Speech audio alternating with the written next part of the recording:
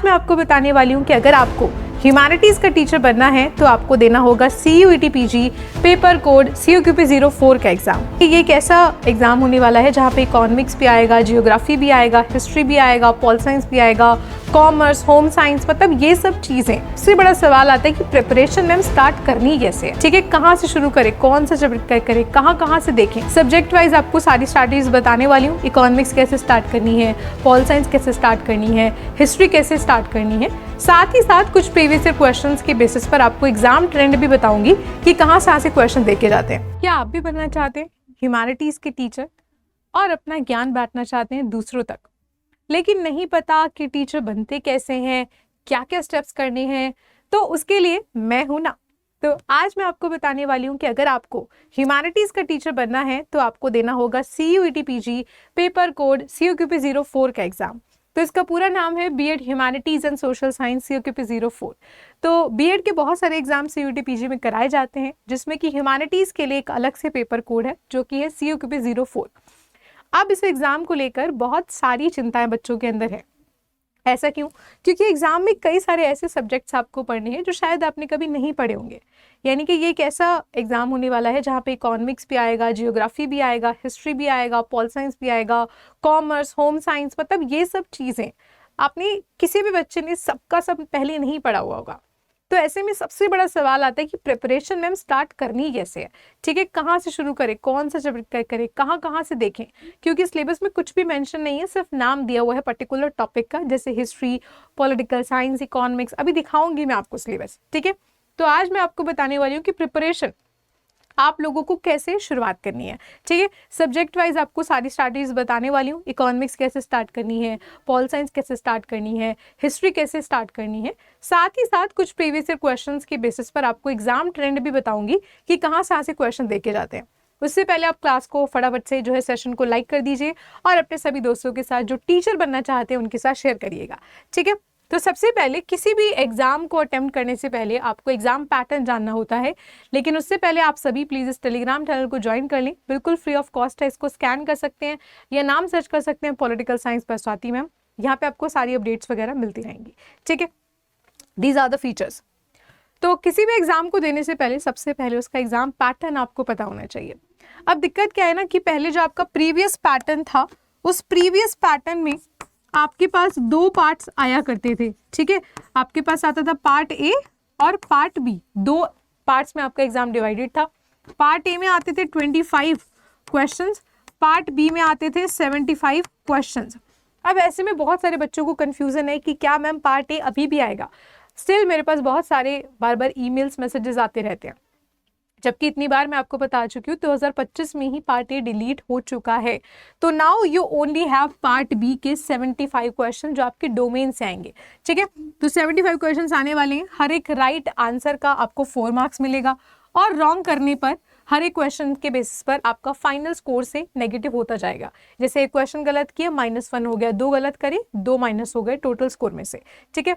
तो क्योंकि एक नेगेटिव मार्किंग का पेपर है, इसीलिए भी इसके साथ डील करना बहुत ही ज़्यादा इंपॉर्टेंट हो जाता है। बहुत ही ज़्यादा केयरफुली आपको इसको पढ़ना है और पेपर को अटेम्प्ट करना है, ठीक है।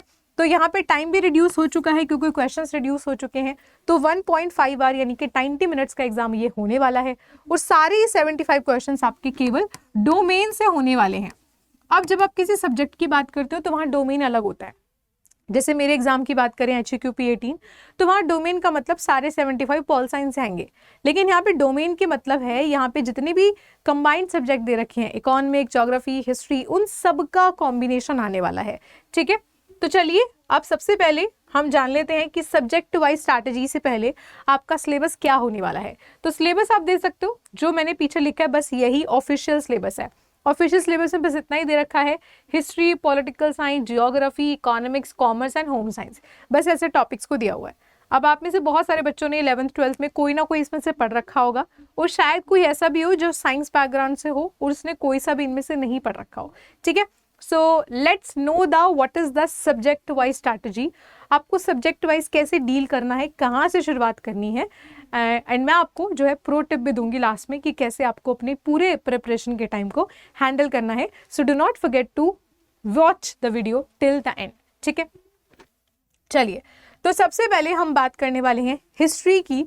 तो हिस्ट्री में आपके पास अलग अलग पार्ट्स आ जाते हैं, जैसे कि एंशियंट, मिडीवियल और modern India. As you know, मैंने आपको अभी अभी सब्जेक्ट दिखाया है कि कौन कौन सा सिलेबस है।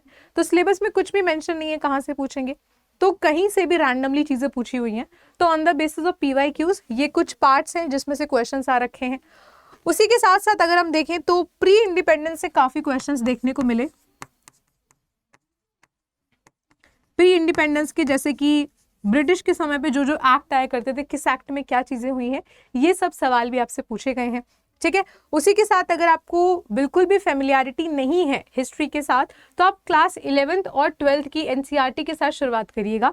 बहुत ही इंटरेस्टिंग किताबें हैं और प्लस आपको बहुत सारी नॉलेज, आपको बहुत सारा सब्जेक्ट वहाँ से कवर अप हो जाएगा। ठीक है, और अगर आप नए स्टूडेंट्स हैं, आपने हिस्ट्री नहीं पढ़ी है, तो टाइमलाइंस को बनाना शुरू करिए, किस टाइम में क्या हुआ था। जैसे एक टाइमलाइन बनाई, उसके सामने एरो करके लिख दिया किस टाइम में क्या हुआ था।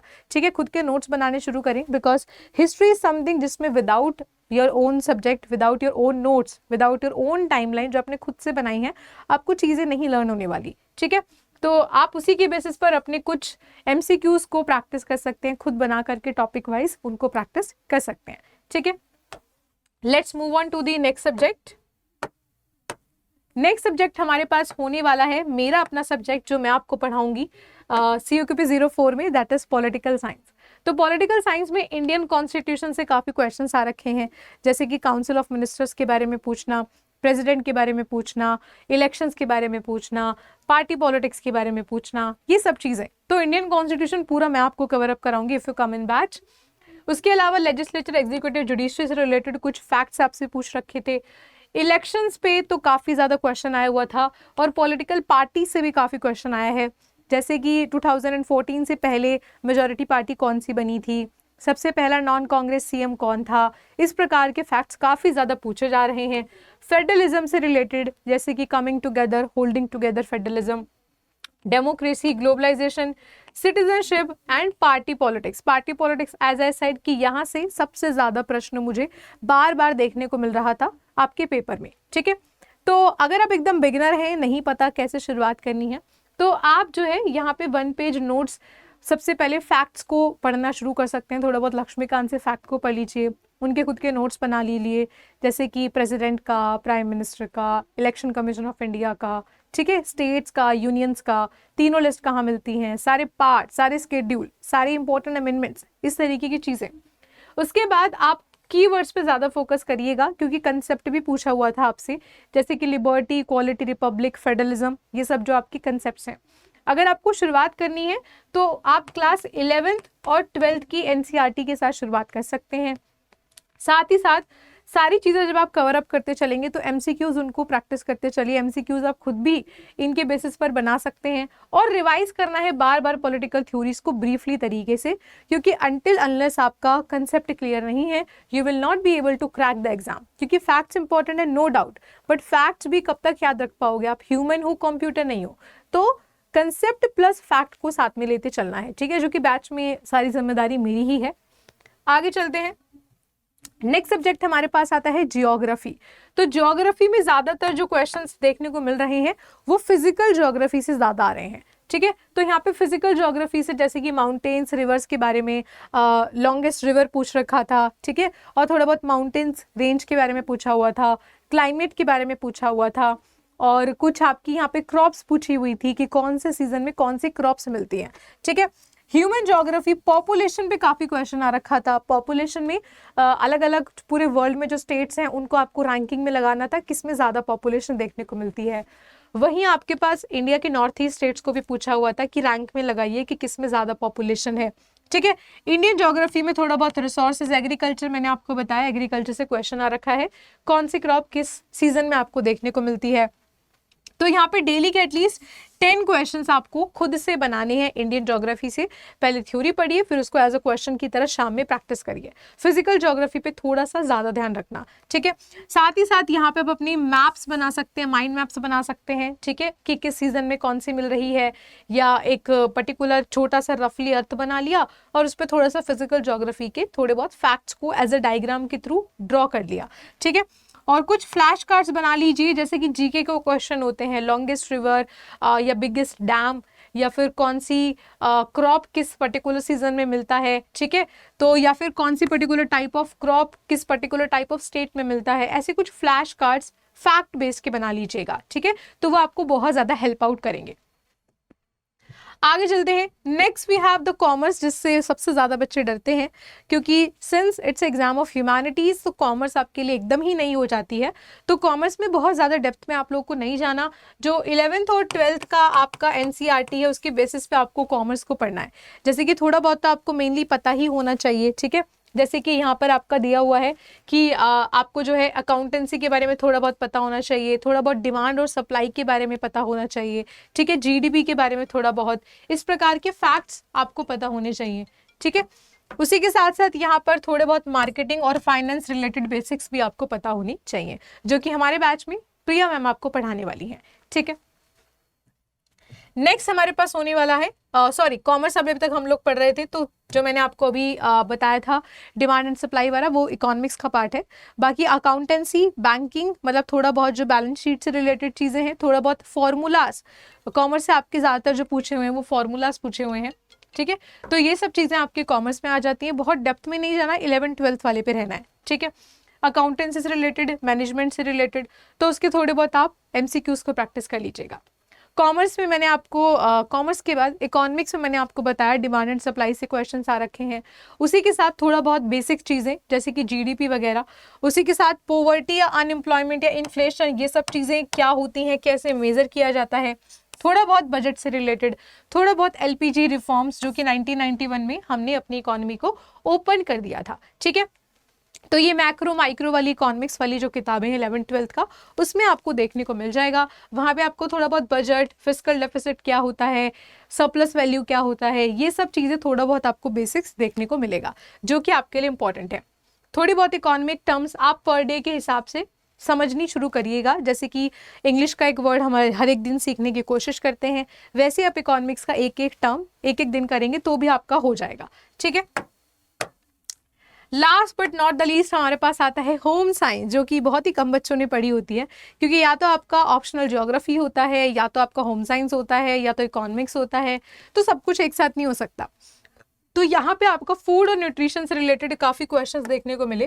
ज़्यादातर आपकी न्यूट्रिशन से रिलेटेड पॉलिसीज़ भी पूछी हुई थी, ठीक है, न्यूट्रिशन से रिलेटेड आपकी पॉलिसीज़ भी पूछ रखी थी, और कितना न्यूट्रिशन कितने टाइप के बच्चे को, मतलब कितनी एज तक के बच्चे को चाहिए होता है, कॉमन सी बातें। ह्यूमन डेवलपमेंट, जो कि चाइल्ड की ग्रोथ में क्या क्या चीज़ें चाहिए होती हैं, थोड़ा बहुत हेल्थ और हाइजीन पर ज़्यादा फोकस था, मतलब बॉडी के लिए चीज़ें क्या क्या इंपॉर्टेंट है, जैसे कि हाइजीन है, न्यूट्रिशन है, ये सब चीज़ें थोड़ी सी ज़्यादा फोकस कर रखा था। तो इसमें आप थोड़ा सा अपना न्यूट्रिशन, चाइल्ड ग्रोथ, इनके ऊपर ज़्यादा फोकस कर सकते हो। होम साइंस की कोई भी आपको 11th-12th का किताब मिल जाएगा अलग से, तो आप उसको भी रीडिंग करना शुरू कर सकते हैं, ठीक है। अब आते हैं आपके मेन मुद्दे पर कि आपका जो स्टडी प्लान है, वो प्रिपरेशन जो आपको करनी है, वो टिप्स क्या होंगी, जो मैंने आपको कहा था कि लास्ट में मैं आपको एक प्रो टिप देने वाली हूँ। तो यहाँ पे सबसे पहले अगर आपको बिल्कुल जीरो से शुरुआत करना है तो NCERTs को लेकर बैठ जाइए। अगर आप ज्योग्राफी, हिस्ट्री, पॉल साइंस की बात कर रहे हैं तो उसके लिए आप 9th क्लास से NCERTs को देखना शुरू कर सकते हैं, अगर आपके लिए बिल्कुल नया है। अगर आप थोड़े बहुत फेमिलियर हैं तो आप 11th-12th की किताबों से, NCERT से शुरुआत कर सकते हैं, ठीक है। उसी के साथ एटलीस्ट 2 से 3 घंटा अपना ज़रूर दीजिएगा एग्जाम के लिए, एक दिन का, ठीक है। जैसे कि 1 घंटे में आपने थोड़ा बहुत किसी सब्जेक्ट की थ्योरी पढ़ लिया, उसी के साथ अगले 1 घंटे में थोड़े से उससे रिलेटेड MCQs को देख लिया, और लास्ट के सोने से पहले 30 मिनट्स में जो आज आपने किया है उसका थोड़ा रिविजन कर लिया और थोड़ा सा शॉर्ट नोट्स बना लिया, ठीक है। तो सब्जेक्ट वाइज फैक्ट नोट आपको बना के रखना है, जैसे पॉल साइंस में कौन कौन से फैक्ट हैं, हिस्ट्री में कौन कौन से फैक्ट हैं, ज्योग्राफी में कौन कौन से फैक्ट्स हैं, ठीक है। तो आपको कुछ PYQs हमेशा अपने पास रखने हैं, हमेशा उनके बेसिस पर ही आपको चीज़ों को फॉलो करना है। और last but not the least, mock test, क्योंकि मैंने आपसे कहा कि एक नेगेटिव मार्किंग का पेपर है, तो mock test plays a very very crucial role here, ठीक है। तो मॉक टेस्ट से आपको बता पाएंगे कि आप कैसा कर रहे हो और आप में कितनी प्रोग्रेस है, या कहाँ पे आपके पास कमी आ रही है, जहाँ पे आपको मिस्टेक्स को सुधारना है, ठीक है। अब हम बात कर लेते हैं कि अगर आपको इनमें से कुछ नहीं करना, आपको इतनी झंझट लेनी ही नहीं है, so we have finally launched a Rudraksh batch on your request, on your demand. तो बहुत सारे बच्चे लगातार इतने महीनों से परेशान कर रहे थे मुझे कि मैम 03 आप ले आए, लेकिन हम कब से 04 बोल रहे हैं, आप लाए ही नहीं हो।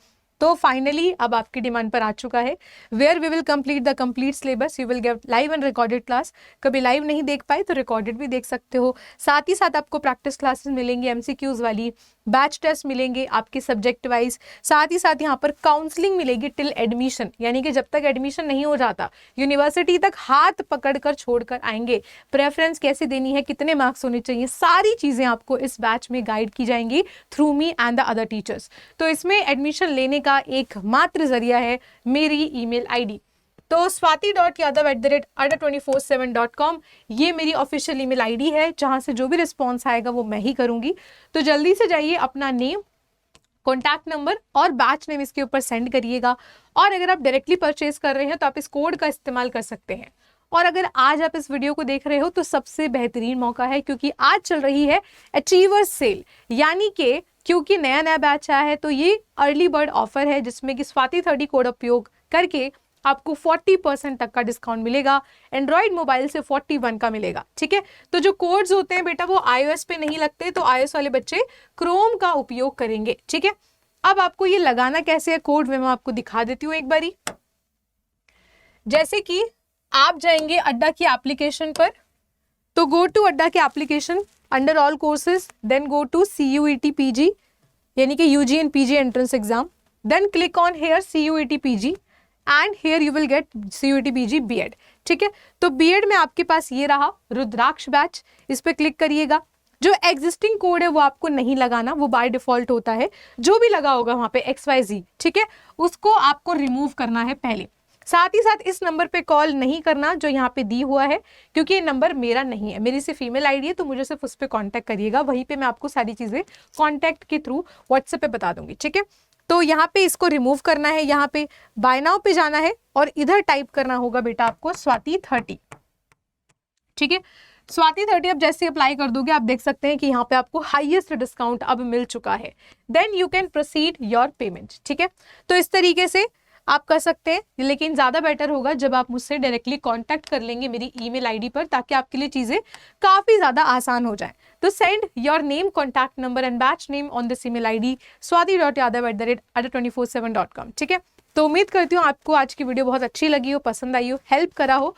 तो अगर वीडियो अच्छी लगी है तो जल्दी से जाइए अपने दोस्तों के साथ शेयर करिए, और I will see you in the batch. तो टिल नेक्स्ट वीडियो हंसते रहिए, मुस्कुराते रहिए और मेरी वीडियोस को ऐसे ही प्यार देते रहिएगा। Bye bye, take care and best of luck.